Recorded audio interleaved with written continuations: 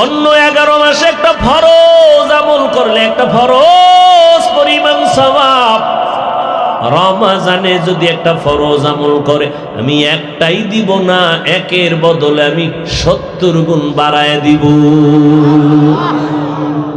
আল্লাহর সেই পবিত্র কালাম মহাগ্রন্থ আল কুরআন, কি মহিমা এ মাসে হয়েছে তার আগমন।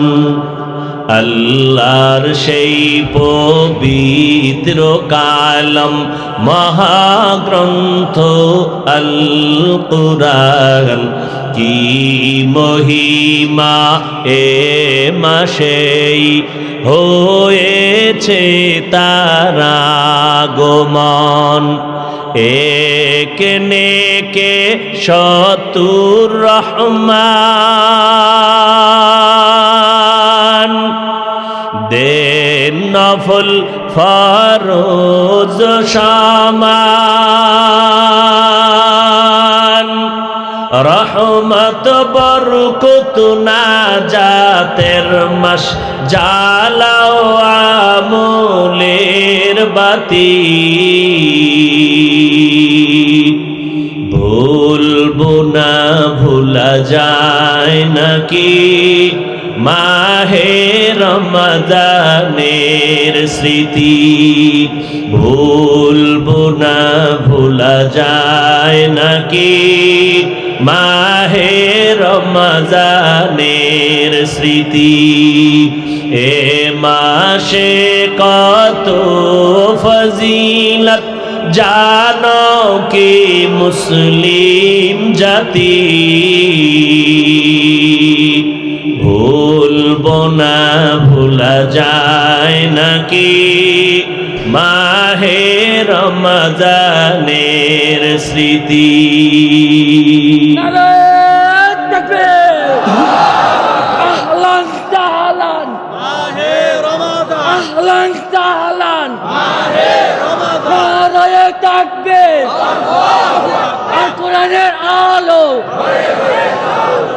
ভাইরা আমার,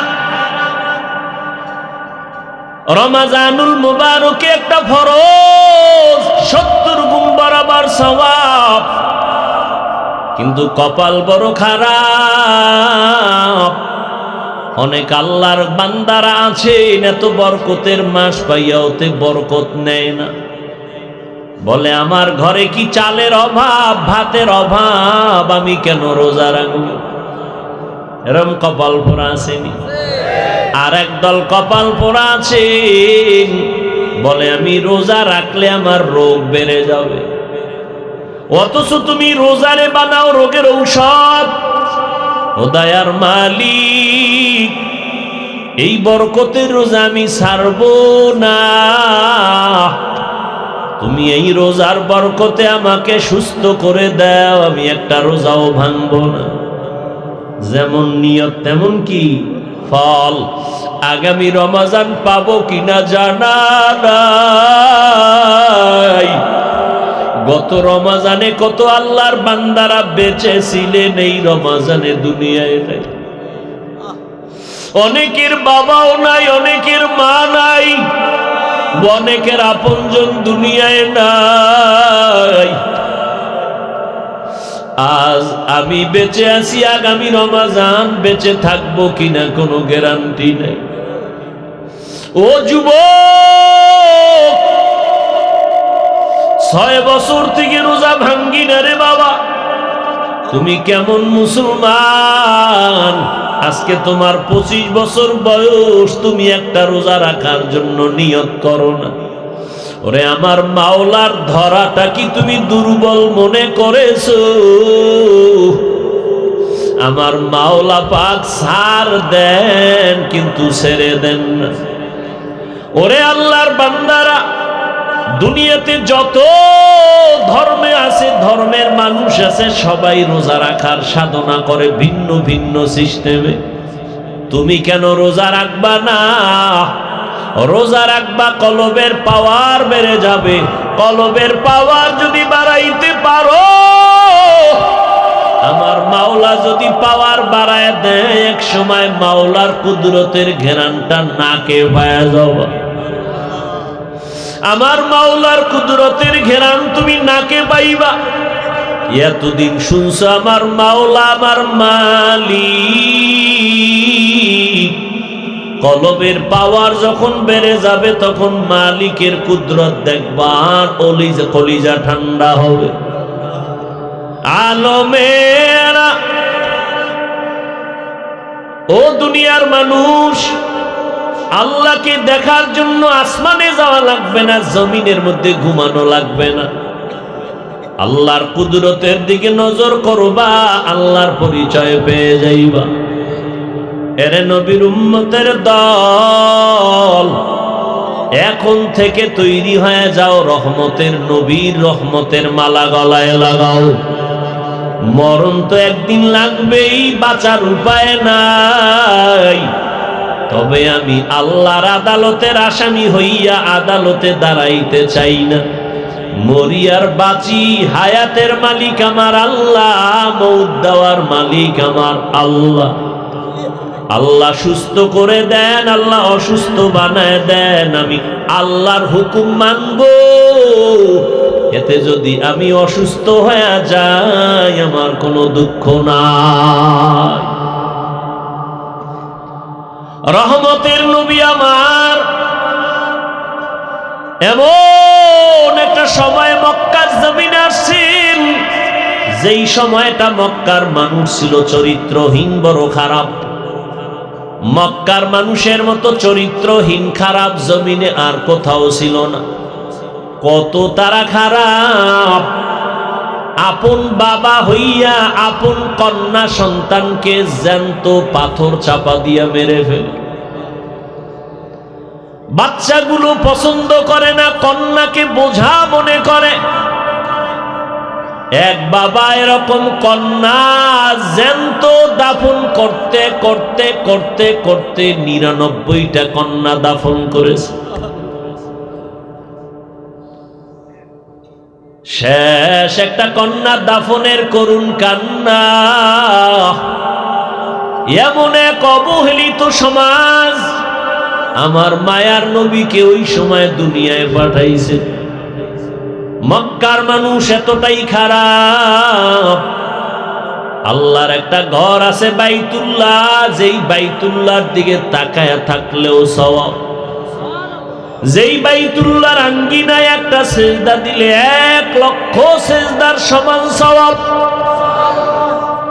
ইন্না আউওয়ালা বাইতিন উযিআ লিন-নাসি লাল্লাযী বিবাক্কাতা মুবারাকান ওয়া হুদা মুবারাকান ওয়া হুদাল লিল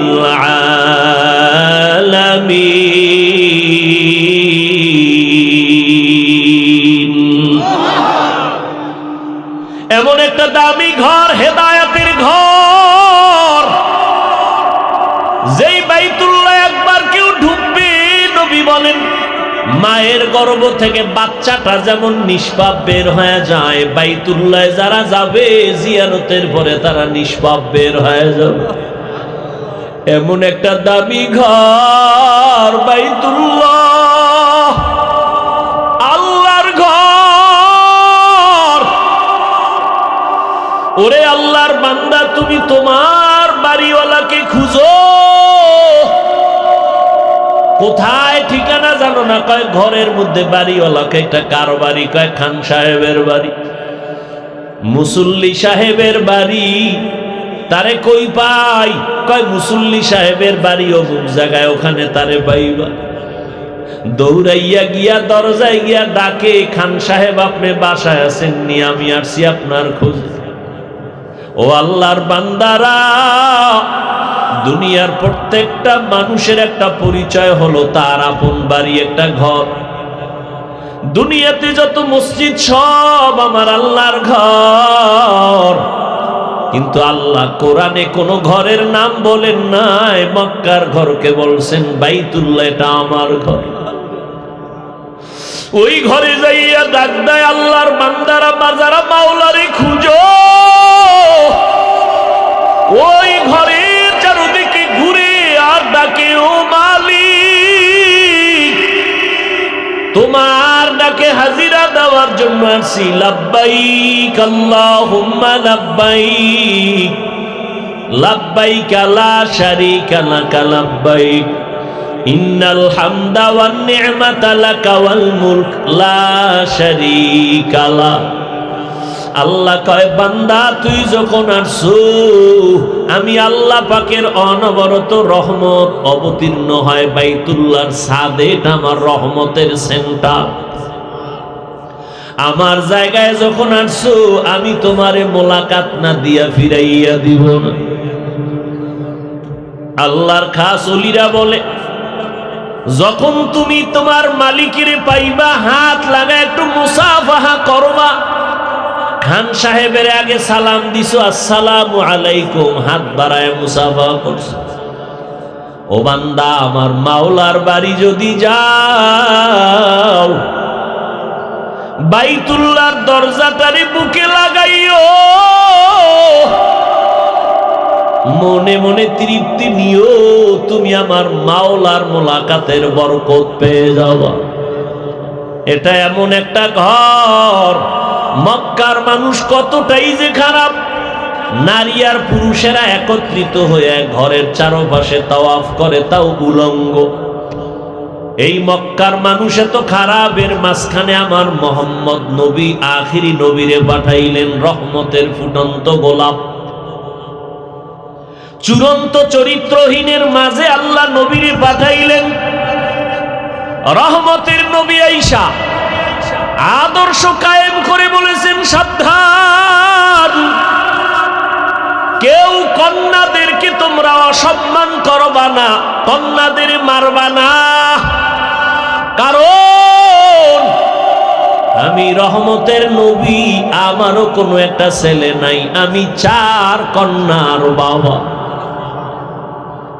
আমগো সমাজে এখনো কিছু খারাপ চরিত্রওয়ালা মানুষ, কন্যা হলে কষ্ট পায়, স্ত্রীর সাথে রাগ করে কথাই বলে না। আছে না নাই? ও আল্লাহর বান্দার, আল্লাহ কয় তুমি স্ত্রীর সাথে রাগ করো কেন?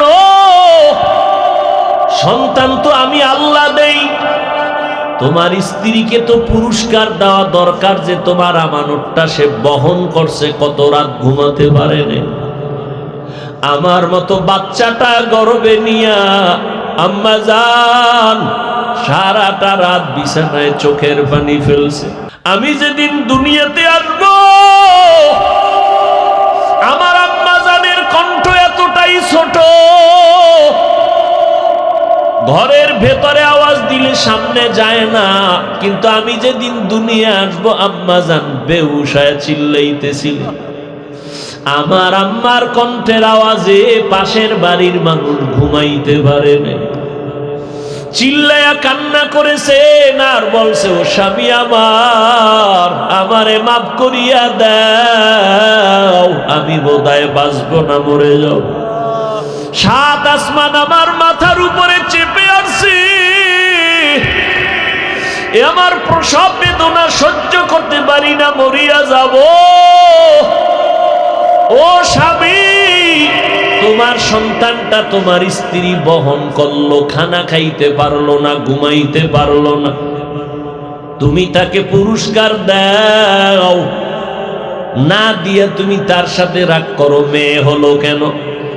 আল্লাহ বলেন, লিল্লাহি মুলকুস সামাওয়াতি ওয়াল আরদ ইয়াহাবু লিমান ইয়াশাউ ইনাসাও ওয়া ইয়াহাবু লিমান ইয়াশাউ যুকুর আও ইউযাওবিজুহুম যুকরানা ওয়া ইনাসা ওয়া ইয়াজআলু মান ইয়াশাউ আকিমা ইন্নাহু আলীমুন কাদির।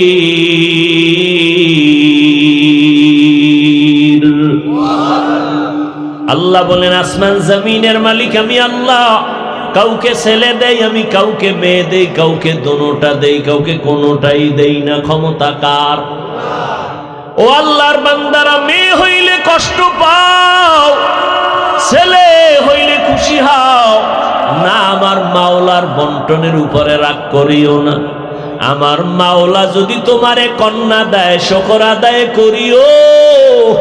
5টা ছেলে দিয়া তোমার যা না উপকার হবে, আমার মাওলা চাইলে একটা মেয়ে দিয়ে তার থেকে বেশি উপকার করাবে। আল্লাহ পারেনি? ও মেয়ের বাবা যারা আছো, যারা কন্যা পাইছেন, আল্লাহর দরবারে শুকর আদায় করবেন। আমার নবী বলেন, আমি সারা দুনিয়ার মধ্যে এত বড় দামি ব্যক্তি, আমার একটা ছেলেও নাই, আমি 4 কন্যার বাবা। ও কন্যার বাবারা, তোমরা একটা কন্যা যদি পাও, একটা জান্নাতের মালিক হয়ে যাও। তোমরা 2টা কন্যা যদি পাও, 2টা জান্নাতের মালিক হয়ে গেছো। ও আল্লাহর বান্দারা, যাদের কন্যা আছে একটু খেয়াল করে দেখবেন, ছেলেরা বাবার বেশি পাগল নাকি মেয়েরা পাগল?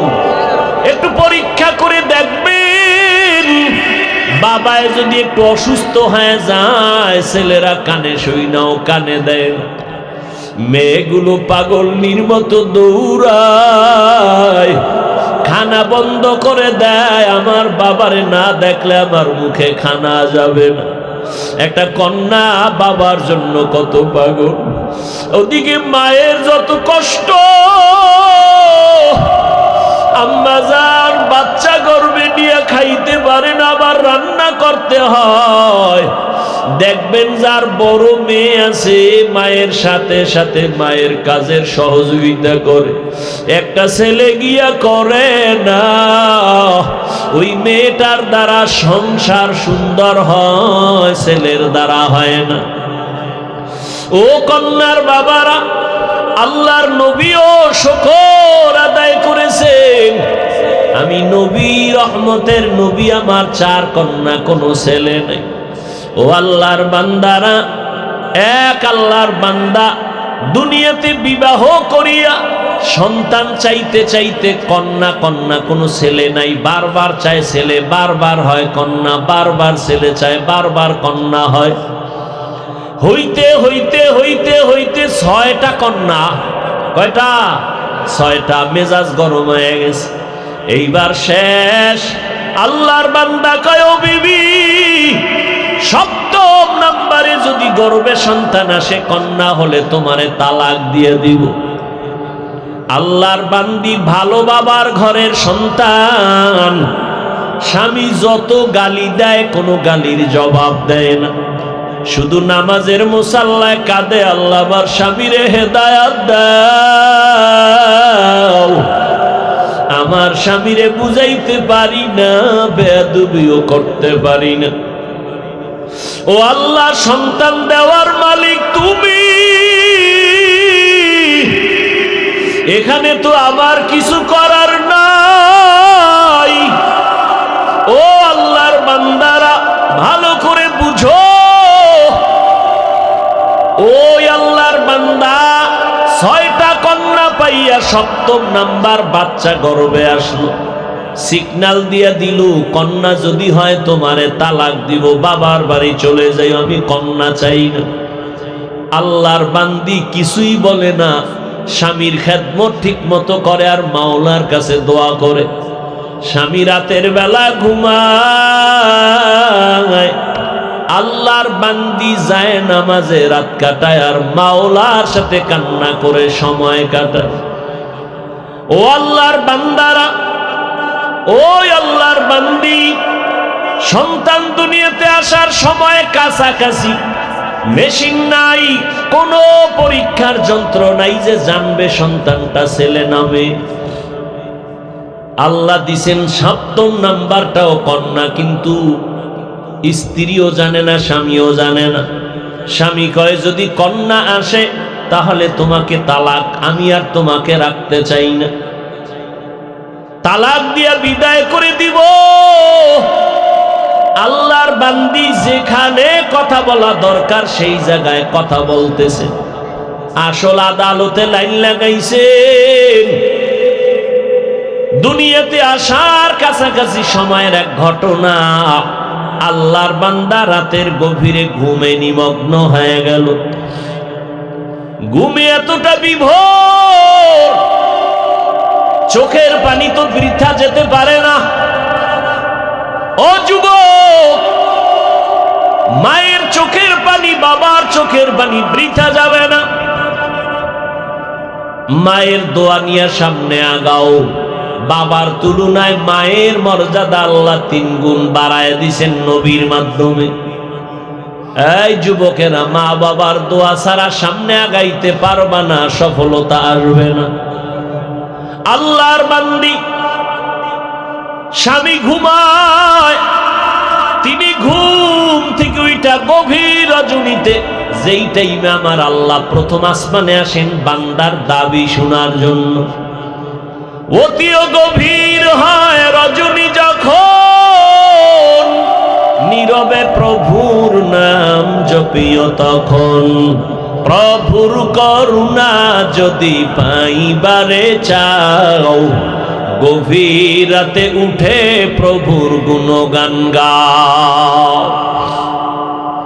স্বামী কই? ঘুমায়, কঠিন ঘুমে আছে। স্ত্রী ঘুম থেকে উঠা গর্বে বাচ্চা, জায়নামাজ একটা নিয়া ঘরের এক নির্জন জায়গায় গিয়া চুপচাপ নামাজে দাঁড়ায়া আল্লাহর দরবারে কান্না শুরু করলে, ও দয়ার মালিক, আমার বাবা দিনদার ফ্যামিলি, আমার বাবার আমি একটা সন্তান, আমার ইজ্জত তুমি হেফাজত করো। স্বামী ভালো খারাপ যাই হোক, আমার বিবাহের বন্ধনের দ্বিতীয়টা আশা, এটা আমার কলঙ্ক। ও আল্লাহ, তুমি ইজ্জতের হেফাজত করিও। আমার স্বামীকে তুমি হেদায়াতের দৌলত দান করিও।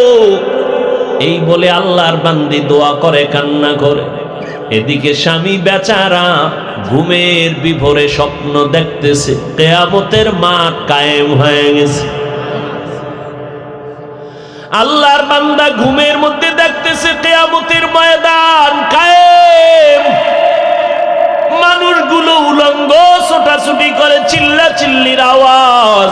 একদিকে জাহান্নামের আগুনের গরম, অপরদিকে সূর্যের গরম। মানুষগুলো পাগলের মতো দৌড়াদৌড়ি করে। আমার আল্লাহ আদালত কায়েম করে মানুষের আমল নামা দেয়। কেউ ডান হাতে পায়, কেউ বাম হাতে পায়।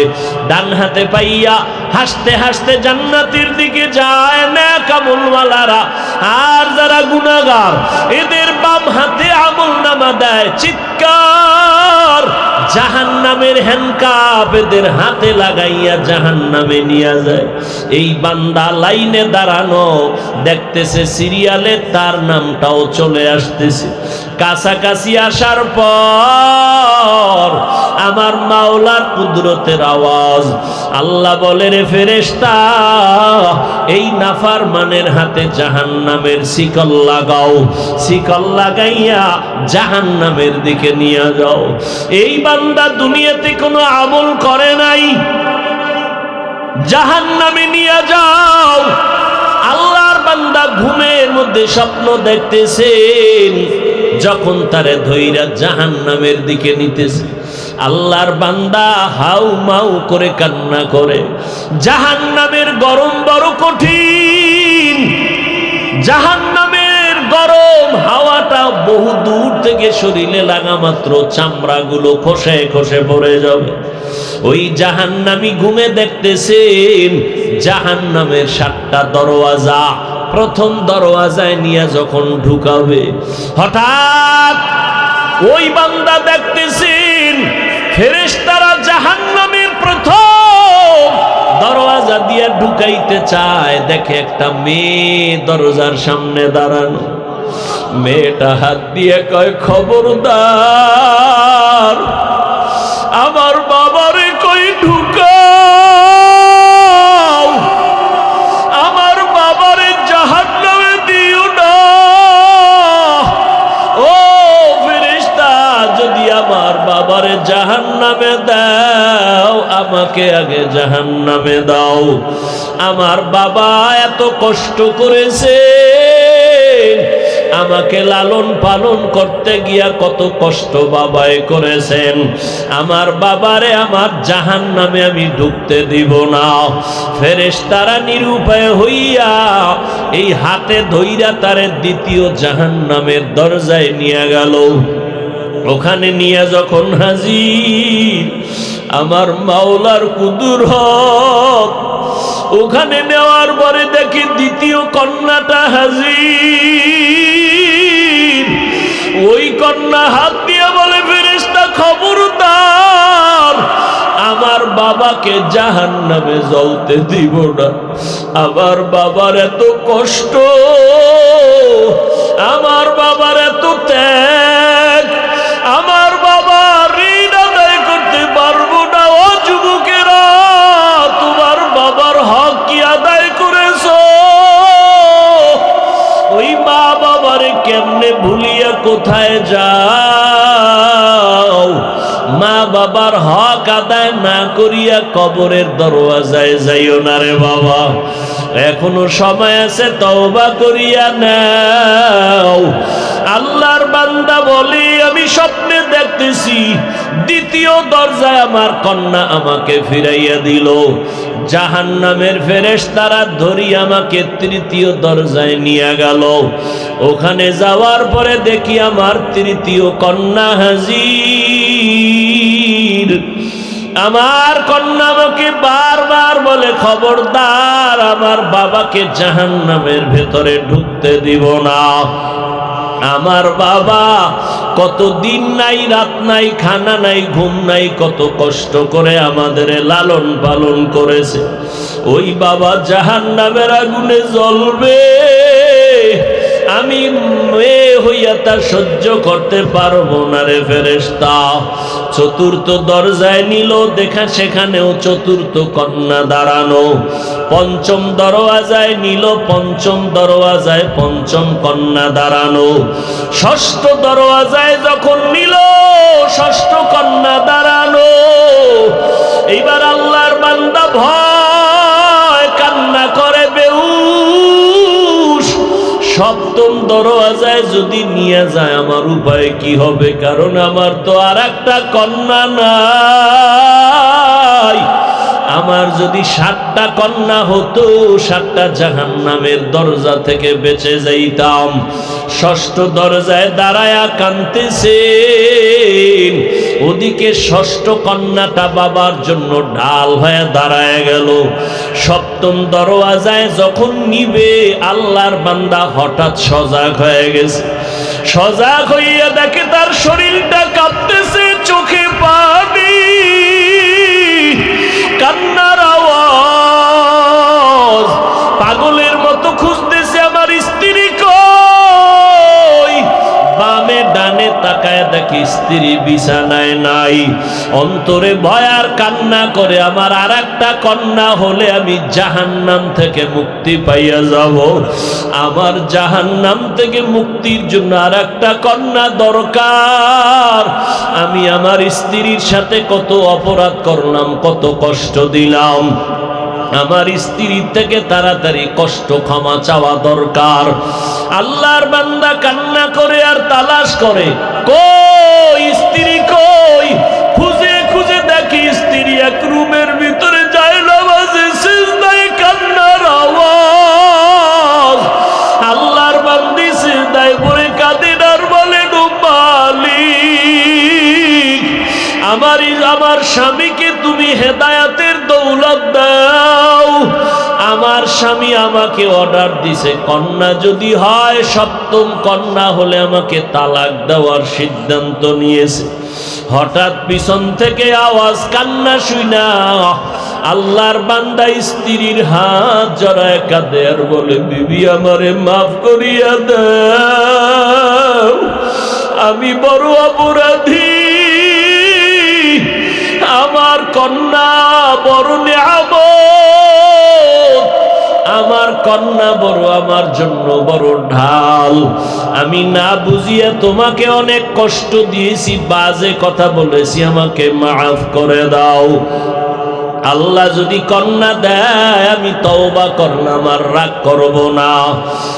এই স্বপ্ন দেখলাম, আমার জাহান্নাম থেকে আমার কন্যারা ঢাল হয়ে ফিরাবার চেষ্টা করলো। ও দুনিয়ার মানুষ, আমার মায়ার নবী মক্কা নগরীতে আসিয়া কন্যাদের ইজ্জত আল্লাহর মাধ্যমে আল্লাহ বাড়ায় দিলেন, নারীদের সম্মান বাড়ায় দিলেন। ও পর্দার আড়ালের আম্মা জানেরা, বোনেরা, আপনাদের এত দাম, এত মর্যাদা। আপনারা নবীদের মায়ের মতো মা, সাহাবায়ে কেরামদের মায়ের মতো মা, হাফেজে কোরআনের মায়ের মতো মা। এত সম্মান আল্লাহ দান করেছেন। সন্তানগুলো আদবওয়ালা, আদর্শওয়ালা বানায় যান। ডাক্তার বানাবেন, ইঞ্জিনিয়ার বানাবেন, প্রফেসর বানাবেন। সন্তানগুলো কোরআন পড়ায় নবীর আদর্শওয়ালা বানায় যাবেন। আপনাদের অবদান আর দোয়ার কারণেই দুনিয়ায় সব সন্তানগুলো ভালো হয়েছে। ও আল্লাহর বান্দা, ও যুবক, যাদের মা দুনিয়ায় নাই, বাবা নাই, চোখের পানি ছেড়ে দোয়া করিও। ওই মা বাবার হক তুমি জীবনে আদায় করতে পারবা না। ওই মা বাবার দোয়ার কারণে আজ আল্লাহ চেয়ারে বসাইছেন, তোমাকে টাকার মালিক বানাইছেন। ওই মা বাবার চোখের পানি আর দোয়ার কারণে তুমি আজ গাড়ি বাড়ির মালিক। মা বাবার চোখের পানি আর দোয়ার কারণে তুমি সম্মানের চেয়ারের মালিক। ওই মা বাবার জন্য কলিজা ফাটায় দোয়া করো। যেই মা বাবা তোমার আমার জন্য এত চোখের পানি ফেললেন, তুমি কেন এক ফোঁটা পানি ফেলতে পারবা না? ও যুবক বাবারা, যার মা যার বাবা এখনো দুনিয়ায় বেঁচে আছে, পারলে গিয়া মায়ে বাবার থেকে দোয়া নাও। মাকে গিয়া বলিও, মা আমার কপাল বুঝি খারাপ, ওয়াজের ময়দান বেহেশতের বাগানে বসলাম, কত আল্লাহর বান্দারা কান্না করলো, আমার চোখের কোঠায় পানি নাই, আমার উপরে বুঝি গুনার কারণে আল্লাহ বেজার হয়ে গেল। মা তুমি আমার মাথায় হাত বুলাইয়া দোয়া করিয়া দাও, আর আমি তোমাকে কষ্ট দিব না রে মা। ওই মা যদি দোয়া করে দেয়, আরশে আজিমে পৌঁছতে কোনো পর্দা থাকবে না। ওই মা বাবার দোয়া নিয়ে আগাও। ও যুবকেরা, উলামায়ে কেরামের পরামর্শ নিয়ে চলো। স্কুলে পড়ো, কলেজে পড়ো, চাকরি করো, ব্যবসা করো, নামাজ আর ছাড়িও না। উলামায়ে কেরামের বিরোধিতা না করে দোয়া নিয়ে নবীর তরিকা মতে চলো। মা বাবার দোয়া নাও, বিরোধিতা করে বেয়াদবি করে কপাল পুরিও না।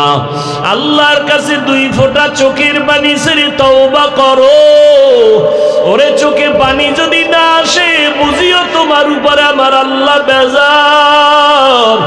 গুনার কারণে দিলটা পাথর হয়ে গেছে, চোখে পানি আসে না। আমার মাওলাকে মনে মনে ডাকো আর বলো, হে মালিক, আয় আল্লাহ, কান্নাওয়ালা চক্ষু দান করো। জাহান্নামের আগুন চোখের পানি ছাড়া ঠান্ডা করা যাবে না। ওরে কান্না যদি না আসে, দেখো ডানে বামে কার চোখে পানি। হাতটা বাড়াইয়া দোয়া নাও, কান্নাওয়ালার দোয়া খালি ফেরত যাবে না।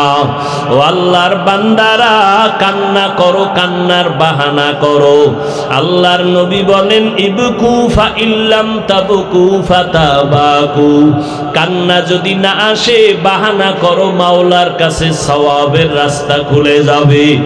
এক ফোঁটা চোখের পানির কত দাম। আল্লাহ কোরআনে বলেন, ফালিয়াজহাকু কালিলান ওয়ালিয়াবকু কাসীরা। কম হাসো, বেশি বেশি কান্না করো। চোখের পানি দেখলে, সন্তান কান্না করলে মা বাবার মায়া মোহব্বত বাড়ে, কাছে টানিয়া নেয়। কোন ছাত্র যদি কান্না করে, উস্তাদের মায়া বাড়ে, কাছে টানিয়া নেয়। ও আল্লাহর বান্দারা, ওই মা বাবা উস্তাদের থেকে আমার আল্লাহর মায়া কি কম? আমার আল্লাহর তো ছেলে নাই, মেয়ে নাই, আদরের গোলাম। ও মা মানুষ তুমি যদি এক ফোঁটা চোখের পানি ছেড়ে দিতে পারো, আমার আল্লাহর কেন মায়া তোমার দিকে আসবে না? এখন থেকে তওবা করে নাও। আল্লাহর কোরআন সত্য, নবীর কথা সত্য, উলামায়ে আহলে হকদের কথা সত্য। বরকতের মাস সামনে, রমাজান, একটা রোজা আর ভাঙবা না, নামাজ ছাড়বা না, দাড়ি কাটবা না, বেপরদায় চলবা না। তওবা করার মতো যদি পাক্কা নিয়ত করতে পারো, দুর্বলতা যদি অন্তরে না থাকে, খাঁটি তওবার নিয়তে দুটো হাত আমার আল্লাহকে দেখায়া দাও। আয় আল্লাহ, আমাদের হাতগুলো কবুল করে নেন, তওবা কবুল করে নেন, তওবার উপরে মজবুত হইয়া চলার তৌফিক দান করেন, আমিন।